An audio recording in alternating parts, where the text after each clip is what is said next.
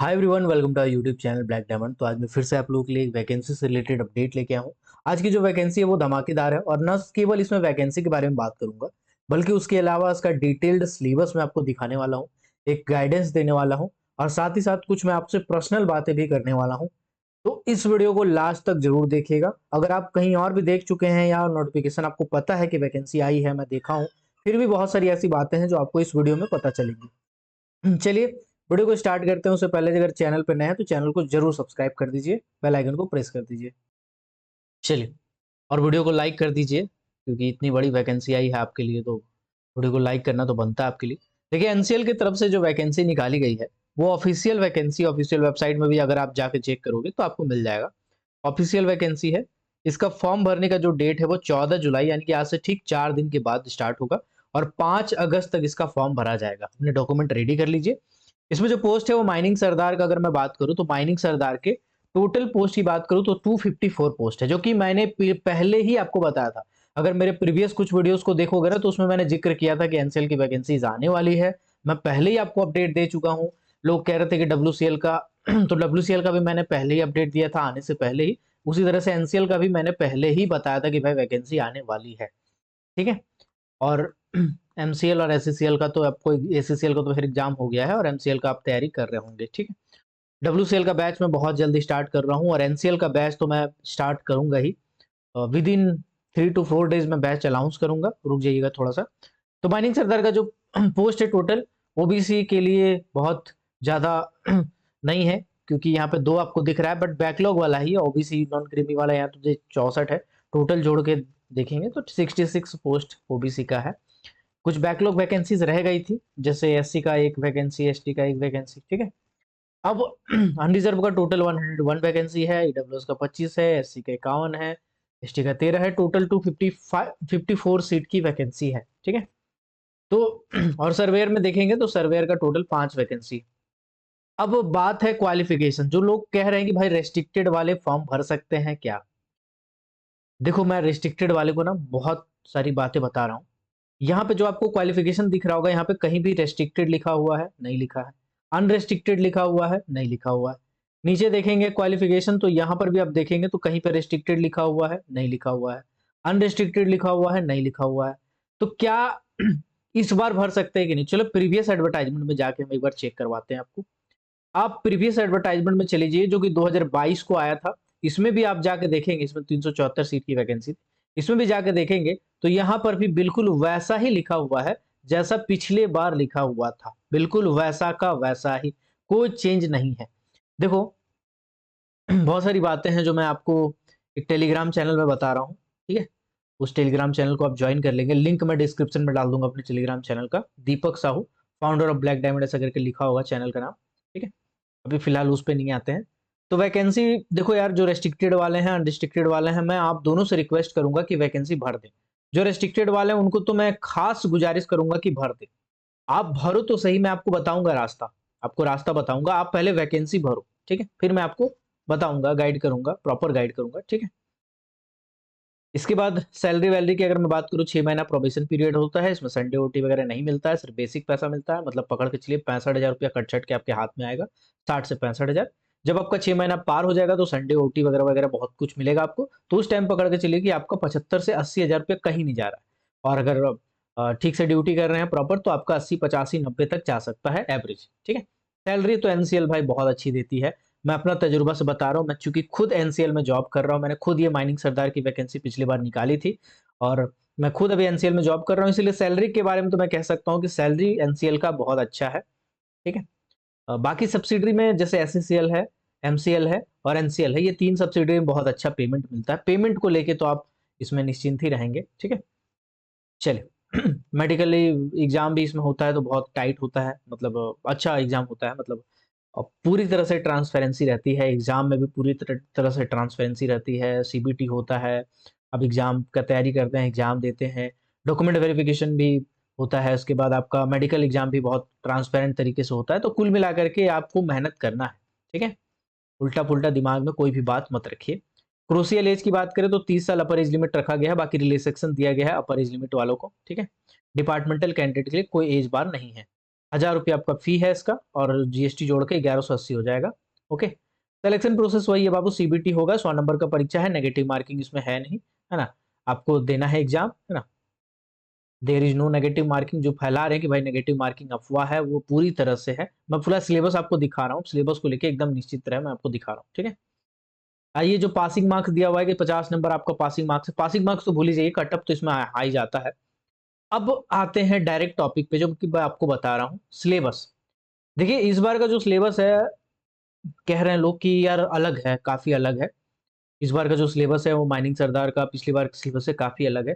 तो जो ये कह रहे हैं भाई, पूरी तरह से ये अफ़वाह है, पूरी तरह से अफ़वाह है। ये 2026 अभी जो वैकेंसी आई है, ये उसका सिलेबस है और ये पिछले वाला सिलेबस है जो मैं आपको दिखा रहा हूँ। मैं आपको दिखा ही देता हूँ, रुक जा भाई।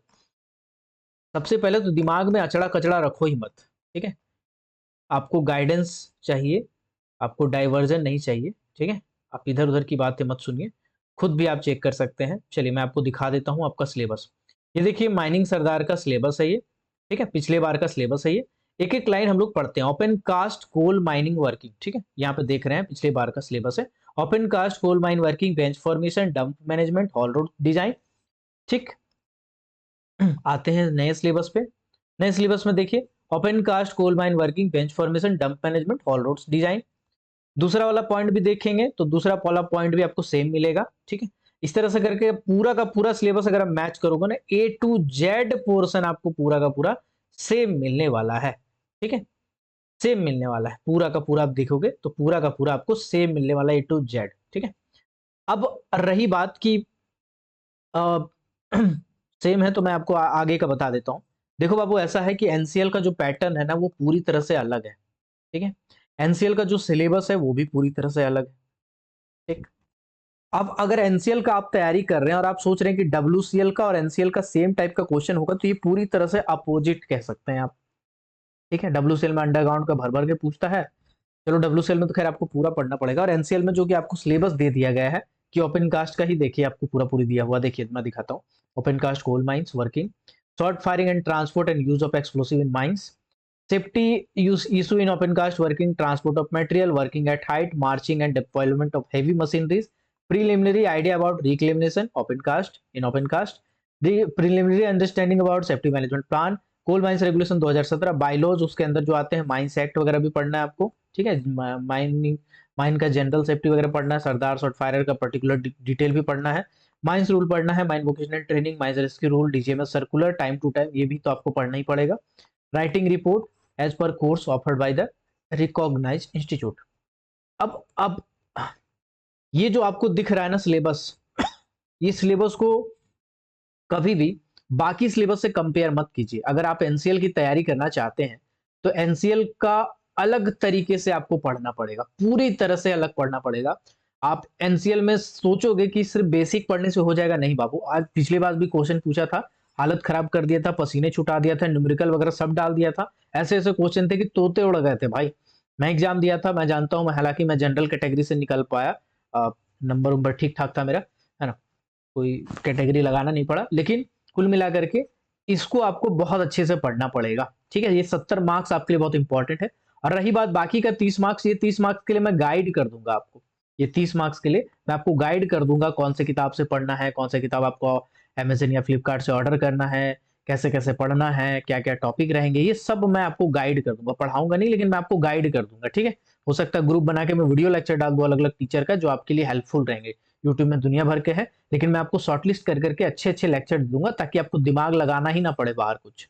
ओके, चलिए कुल मिलाकर के आपका हो गया 100 नंबर।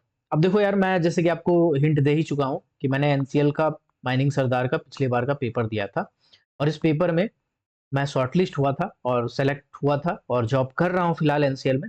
तो ये एनसीएल का रास्ता मुझे पता है, और एनसीएल में किस टाइप के क्वेश्चन पूछते हैं वो भी मुझे पता है, और एनसीएल के इन क्वेश्चंस में किन किताबों का आपको सहारा लेना चाहिए वो भी मुझे लगता है कि मैं आपको गाइड कर सकता हूँ। तो जो मैं कह सकते हैं कि जो कांटीला रास्ता पे चल चुका है वही आपको गाइड कर सकता है कि आप कैसे चलेंगे, किस रास्ते पे चलेंगे। तो मुझे लगता है कि मैं अपना बेस्ट दे पाऊंगा इस बैच के लिए। तो एनसीएल का मैं स्पेशल बैच बहुत जल्द लॉन्च करने वाला हूँ। आप थोड़ा सा पेशेंस रखिए, 2-3 दिन का, क्योंकि एमसीएल के बच्चे मेरे पास जो क्लास कर रहे हैं उसका कुछ कमिटमेंट है, जो मैं 2-3 दिन में रिकॉर्ड कर करके डाल रहा हूँ, अभी कुछ टॉपिक्स बचे हुए हैं उनका, तो कमिटमेंट मेरे लिए बहुत ज़्यादा ज़रूरी है, इसलिए मैं बैच लॉन्च नहीं कर रहा हूँ। आप देख रहे होंगे डब्ल्यूसीएल की वैकेंसी आ गई, मैंने बैच लॉन्च नहीं किया। एनसीएल की आ गई, मैं अभी भी बैच लॉन्च नहीं किया हूँ, क्योंकि कमिटमेंट कहीं न कहीं बंधा हुआ है। आपके लिए भी मैं जब कमिटेड होऊँगा तो आपको भी पढ़ाऊँगा पूरा शिद्दत से, और एनसीएल का कोई भी पुराना लेक्चर मैं रिकॉर्ड करके नहीं डालूँगा, बल्कि नया रिकॉर्ड करके डालूँगा और लाइव क्लास लूँगा। डब्ल्यूसीएल का भी सेम ऐसा ही है, नया रिकॉर्ड करूँगा और लाइव क्लास लूँगा, दोनों के सिलेबस पूरी तरह से डिफरेंट है। तो एनसीएल और डब्ल्यूसीएल को मर्ज करने की कोशिश ना करें। 2-4 कॉमन पोर्शन हो सकता है सीएमआर एक्ट वगैरह, लेकिन आपको ओपन कास्ट से अच्छा खासा पोर्शन पूछा जाएगा बाबू, ठीक है? तो कुल मिलाकर के आप समझ गए हैं कि आपका सिलेबस क्या है, आपको कैसे पढ़ना है, वो मैं गाइड करूँगा। बहुत जल्द मैं आपको नया बैच लेके आ रहा हूँ, तब तक के लिए आप बस एक काम कर लें, तब तक के लिए बस एक काम कर लें, मैं आपको बताता हूँ क्या करना है आपको। तब तक आपको बस इतना करना है कि मेरा जो ऐप पे प्ले स्टोर पे जो मेरा ऐप अवेलेबल है, उसको जाके डाउनलोड करना है। ब्लैक डायमंड सर्च कीजिएगा, ब्लैक डायमंड का आपका लोगो दिखेगा इस टाइप का, है ना? आपका इस टाइप का लोगो दिखेगा, 4.8 रेटिंग दिखेगा, तो आपको जाके इसको डाउनलोड कर लेना है। डाउनलोड करने के बाद इसमें आपको अपना मोबाइल नंबर डाल के लॉगिन कर लेना है, और जब भी बैच लॉन्च होगा यहाँ पे मैं आप डाल दूँगा, है ना? माने एनसीएल का बैच ऐसा करके यहाँ लिखा रहेगा, एनसीएल स्पेशल बैच C17, तो उसको आपको जॉइन करना है। फिलहाल के लिए आप थोड़ा-सा रुक जाइए, ठीक है? थोड़ा-सा रुक जाइए फिलहाल के लिए। मैं बहुत जल्द बैच लॉन्च करने वाला हूँ, 2-4 दिन के अंदर ही करने वाला हूँ, 1 हफ्ता के अंदर हो सकता है आपका क्लास भी स्टार्ट हो जाए। तो आई होप ये छोटा-सा वीडियो आपके काम का होगा। अगर ये वीडियो आपको पसंद आया है तो इस वीडियो को लाइक कर दीजिए। चैनल पे नए हैं तो चैनल को सब्सक्राइब कर दीजिए, और मुझ पे भरोसा रखिए, कुछ समय की बात है। एनसीएल चूँकि मैं खुद निकाल चुका हूँ, मैं ग उस रास्ते पे चल चुका हूँ, इसलिए मुझे लगता है मैं आपको बहुत अच्छे तरीके से गाइड कर पाऊँगा। तो थोड़ा-सा पेशेंस बनाए रखिए, मैं बैच लॉन्च करूँगा विदिन 2 टू 3 डेज़, यूट्यूब में मैं बता दूँगा। मिलते हैं अगले वीडियो में, तब तक के लिए keep watching, keep supporting, till then जय हिंद।